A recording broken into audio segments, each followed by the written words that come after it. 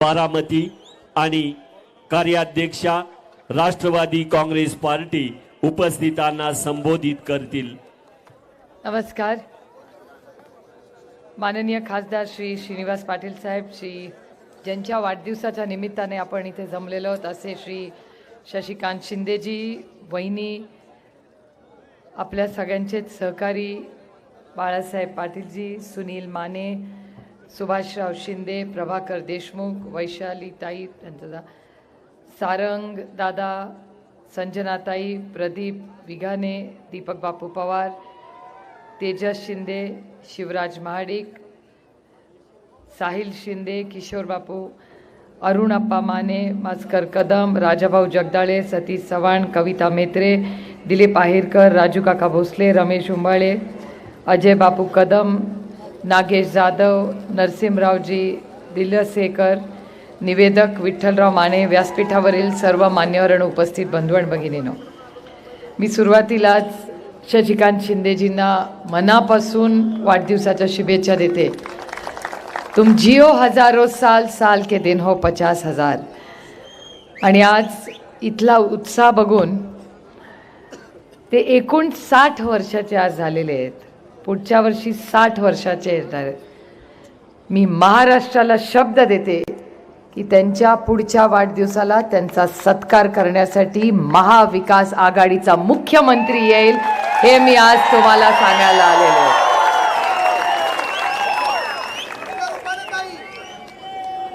कोणतरी आल्याशी कारण, तुम आम खाओ पेड़ मत गिनो। मी इथे विचार करत होते की बाळासाहेबांना मी विचारलं की इथे कोण कोण निवडून आलं।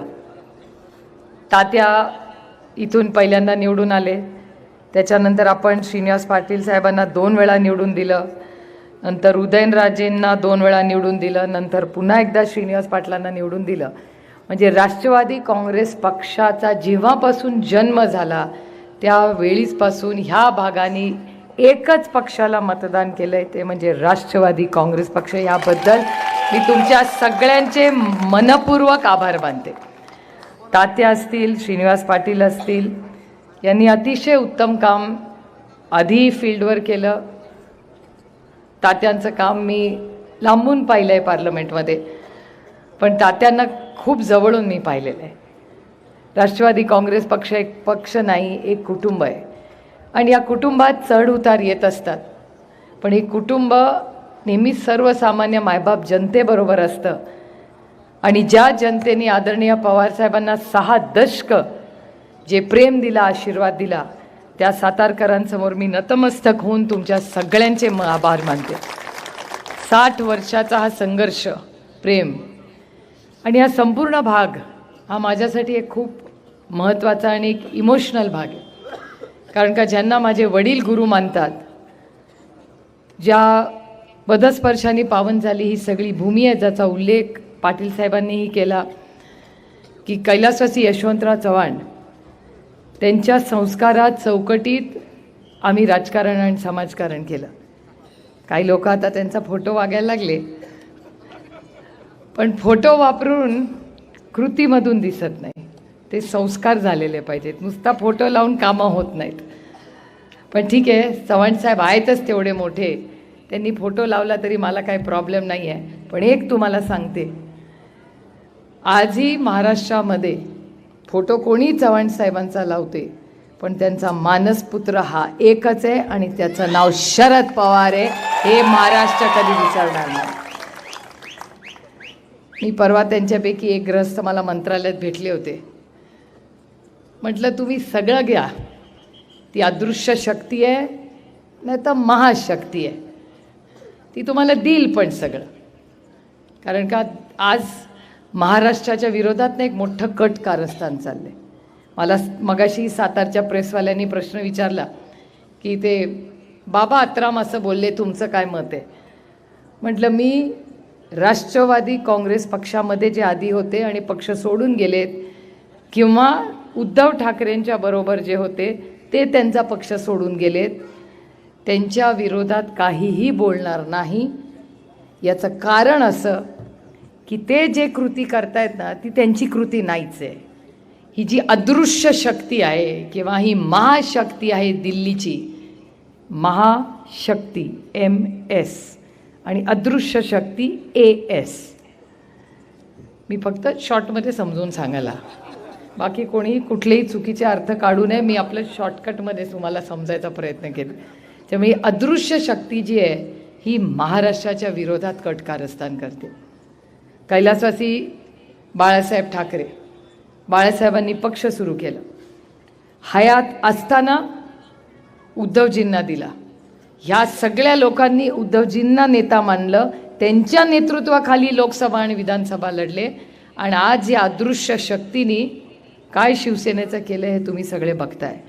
आणि मी कधी गटबीट बोलत नाही. माझ्यासाठी एकच शिवसेना आहे आणि त्याचे अध्यक्ष उद्धव ठाकरेच आहेत. बाकी सब नाही अपने को पाता. तसंच राष्ट्रवादी काँग्रेस पक्ष, राष्ट्रवादी काँग्रेस पक्षाचा एक गट वेगळा झाला. ठीक आहे, आता लढाई सुप्रीम कोर्टात चालली आहे. बहुत मजा आ रहा है. मी कधी सुप्रीम कोर्टात गेलेच नाही. या निमित्ताने जायला मिळालं, नवीन काहीतरी शिकायला मिळालं. आणि गमतीचा भाग असा झाला तिथे गेल्यावर की जो समोरचा वकील आहे त्यांच्या बाजूचा, तो कोण निघाला तर सदानंद सुळेंचा वर्गमित्र. म्हणलं तुम्हाला दुसरा वकील नाही मिळाला एवढ्या मोठ्या देशामध्ये, एवढ्या मोठ्या देशामध्ये त्यांना एक वकील मिळू नये, तो माझ्या नवऱ्याचा वर्गमित्रच मिळाला. पण आपलं काही सेटिंग बिटिंग नाही. हा, मी त्याला म्हटलं की बाबा रे, तू तुझा क्लायंटचं काम कर, मी माझी लढाई कोर्टमध्ये असताना ताकदीने लढू. संध्याकाळी तू आणि सदानंद काय टाइमपास करायचा तो करा. पण योगायोग बघा, जिथे जिथे ते काही ना काहीतरी निवडून येतं तिथे आपलं काहीतरी कनेक्शन असतं कुठे ना कुठे. सुप्रीम कोर्टात लढाई होईल ती होईल. आता इलेक्शन कमिशनमध्ये लढाई झाली त्या दिवशी पवारसाहेब स्वतः गेले होते. मला गंमत अशी वाटली की ज्यांना पक्ष हवा आहे त्याचं कोणच नव्हतं आणि ज्यांनी पक्षाला जन्म दिला तो तिथे मात्र तिथे 5 तास बसून होता. लक्षात ठेवा, मी एक आई आहे. मला माहिती आहे की जन्म जेव्हा आपण देतो ना, सगळ्या महिला इथे बसल्या आहेत. 10 पोरं रडली ना तरी आपलं पोराचा सूर त्या आईला माहिती असतो. तिला माहिती असते हे मूल आपलंच आहे. तसंच आदरणीय पवारसाहेब आणि राष्ट्रवादी काँग्रेस पक्षाचं नातं आहे. कोणीही काही काढून दे आणि अदृश्य शक्ती देऊ दे, पण त्याचा माय बाप राष्ट्रवादी काँग्रेसचा एकच आहे आणि त्या माणसाचं नाव शरद पवार आहे. हे मी तुम्हाला सांगू इच्छिते. आणि त्याची ताकद तुम्ही आहात. पवारसाहेबांची ताकद आम्ही कोणी नाही आहोत. त्यांची ताकद, त्यांचं टॉनिक हे तुम्ही सगळे आहात. सगळे लोक विचारतात की कसं काय एवढं वय बी. मगाशी पण कोणीतरी ते म्हणले की एवढ्या वयात त्यांचं वय बी काय नसतं. तुम्ही जोपर्यंत त्यांच्याबरोबर आहात ते 100 पण गाठतील, काय गॅरंटी नाही त्याची. तुमचा आशीर्वाद आणि प्रेम आहे, आमचा काहीच रोल नाही त्याच्यात. ते आमच्यात असले की जरा स्लो असतात, तुमच्यात असले की ते जास्त टॉनिकमध्ये असतात. पण हे दुर्दैव आहे की ज्या पद्धतीने महाराष्ट्राचं हे गलिच्छ राजकारण चाललेलं आहे. शिवसेनेचं केलं, राष्ट्रवादीचं केलं, हे तर त्या अदृश्य शक्तीने केलं, पण भारतीय जनता पक्षाला पण सोडलं नाही. देवेंद्र फडणवीसांचे हाल. 10 पैकी 10 मार्क द्यायला पाहिजे होते त्यांना. 105 आमदार निवडून आणले, 10 मार्क मिळाले. त्याच्यानंतर त्यांना CM नाही केलं, डेप्युटी CM केलं, 5 मार्क काढून टाकले. 5 मार्क दिले 10 पैकी. त्याच्यानंतर आणखीन एक उपमुख्यमंत्री, 2.5 मार्क. सर तुम्ही शिक्षक आहात ना, किती पासला लागतात मार्क? 35. 2.5 म्हणजे फेल. त्याच्यामुळे देवेंद्र फडणवीसांवरही ह्याच अदृश्य शक्तीने घात केलाय. आणखीन एक व्यक्ती म्हणजे नितीन गडकरी. गडकरी साहेब अतिशय चांगले मंत्री, आमची सगळ्यांची कामं करतात. जाहीरपणे मी हे म्हणते, मी तर पार्लमेंटमध्ये पण म्हणते की गडकरी साहेब हा असा एक मंत्री आहे जो पक्ष बघत नाही, तो विकास बघतो. त्याच्यामुळे गडकरी साहेबांबद्दल चांगल्याला चांगलं म्हणलं पाहिजे. त्यामुळे आम्ही त्यांचे आभार मानतो. पण गडकरी साहेबांचेही अधिकार काढण्याचं पाप याच अदृश्य शक्तीने केलं आहे. आता एक राष्ट्रवादी, एक शिवसेना आणि 2 भारतीय जनता पक्ष, हे सगळ्यांमध्ये एकच कॉमन गोष्ट आहे, ते म्हणजे ते सगळे मराठी आहेत. आणि या सगळ्या मराठी माणसांचं कंबळ न मोडण्याचा पाप एकच अदृश्य हात करतोय. आणि माझी लढाई ह्यांच्याबरोबर नाही आहे, माझी लढाई त्या अदृश्य हाताबरोबर आहे.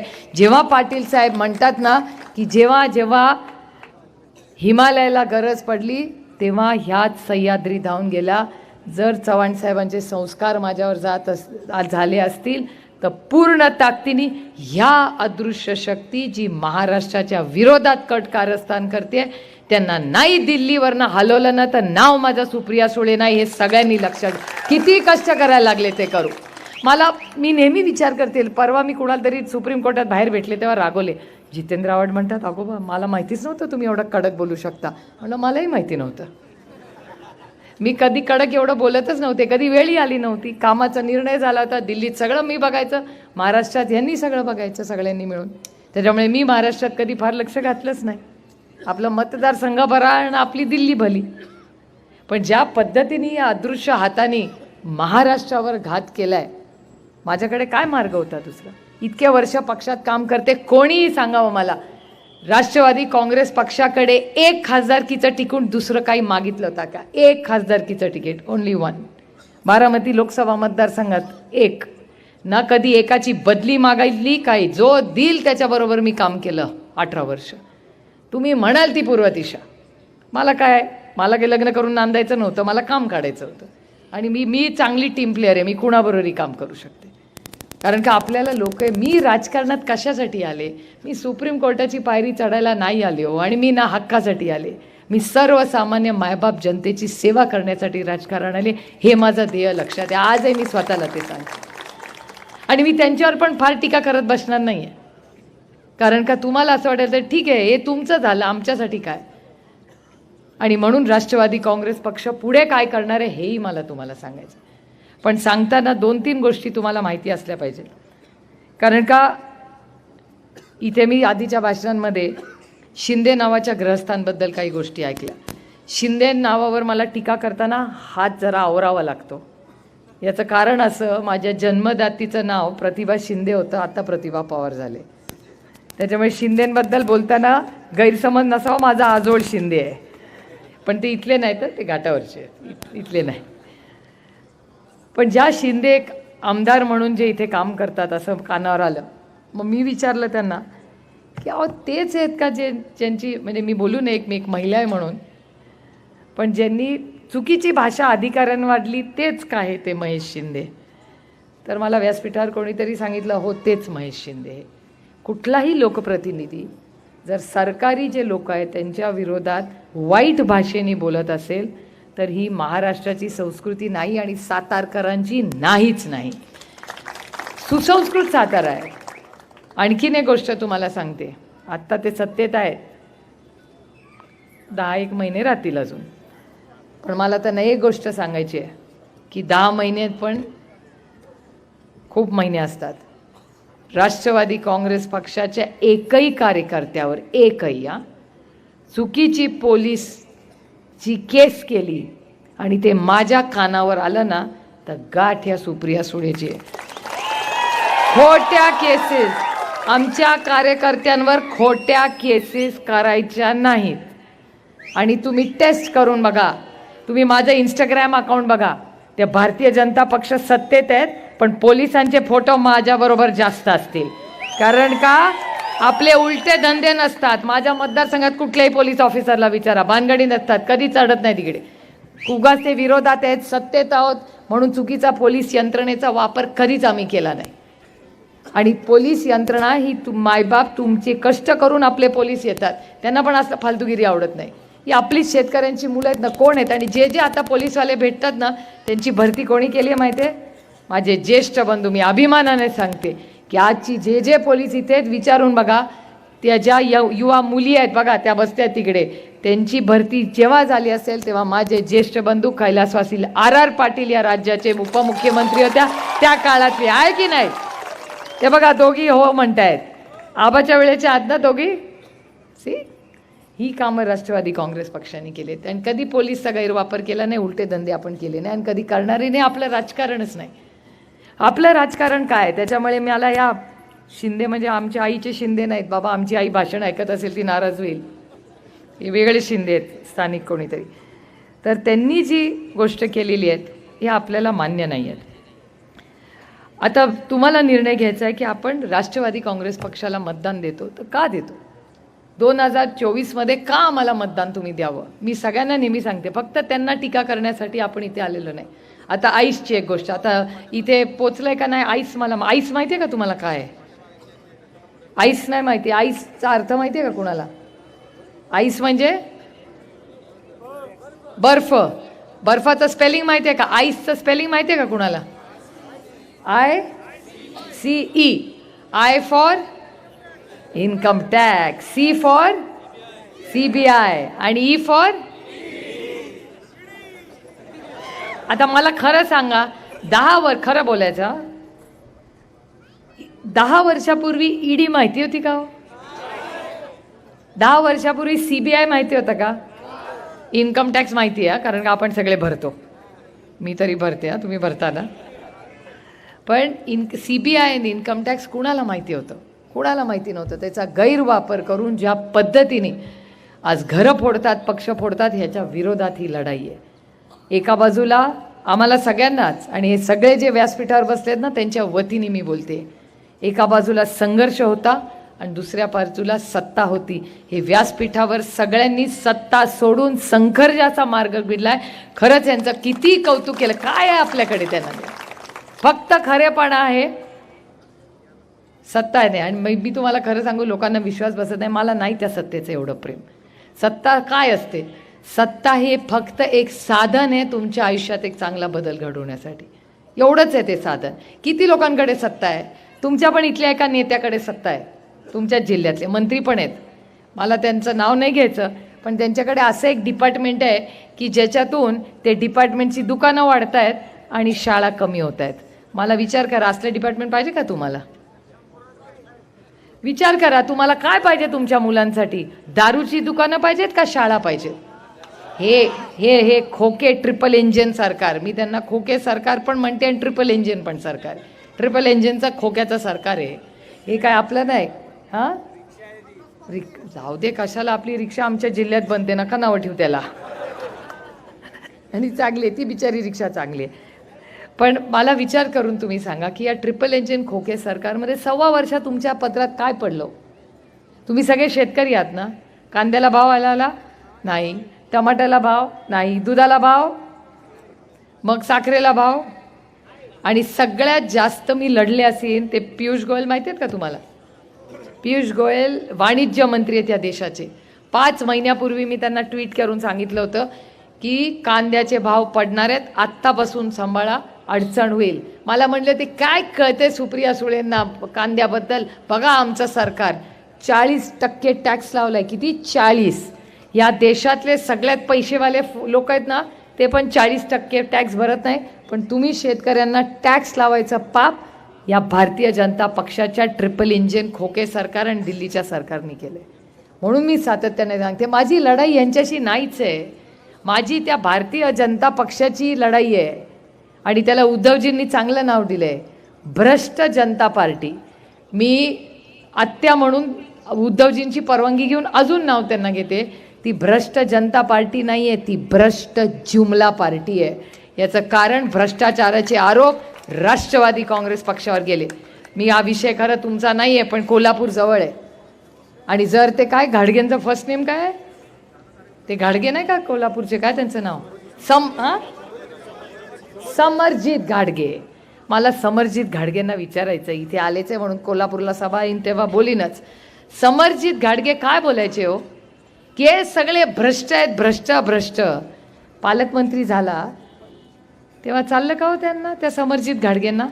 मग समरजित घाडगेंना मला 2च प्रश्न विचारायचे आहेत आणि सूचना द्यायच्या की समरजित घाडगे जवाब दो. जर ते आरोप खरे असतील तर सिद्ध करून दाखवा आणि मग शिक्षा झाली पाहिजे. पण जर ते खोटे असतील तर भारतीय जनता पक्षाने राष्ट्रवादी काँग्रेस पक्षाची माफी मागितली पाहिजे की हे खोटे होते आणि तुम्ही भ्रष्ट नाही आहात.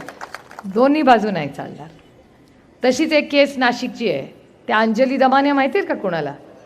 अंजली दमानिया आरोप करतात. परवा अंजली दमानियांनी आरोप केला होता. अंजली दमानिया असं म्हणले आहेत की ह्याच भ्रष्ट जुमला पार्टीने एक GR काढलाय आणि ते देवेंद्रजींचं नाव घेऊन बोललेले आहेत.